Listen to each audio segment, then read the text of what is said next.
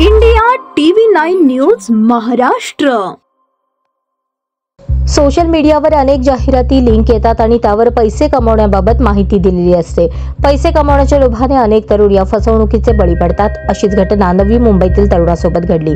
Online game खेळून पैसे कमवण्याच्या नादात तरुणाने 40 लाख रुपये गमावले।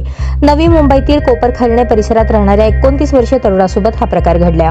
त्याला इंस्टाग्रामवरून ऑनलाईन गेमिंग बद्दल माहिती मिळाली। इंस्टाग्रामवर मिळालेल्या लिंकवर त्याने क्लिक केले असता त्याला या गेमिंगमधून भरपूर पैसे मिळणार असल्याची माहिती मिळाली। पैसे मिळणार या आशेने त्याने त्यावर नोंदणी केली आणि गेम खेळण्यास सुरुवात केली। दरम्यान ऑनलाईन गेम खेळून त्याचा खूप फायदा होत होता आणि त्यातून त्याला कोट्यवधी रुपये मिळणार असल्याचे भासवण्यात आले। ही रक्कम जर खात्यात मिळवायची असेल तर काही शुल्क भरावे लागेल असेही सांगण्यात आले। त्याच्याकडून वेगवेगळे शुल्क आकारण्यास सुरुवात केली।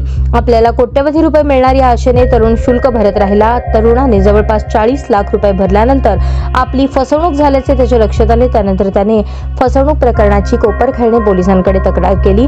पोलिसांकडून अज्ञातांवर गुन्हा दाखल करण्यात आला आहे।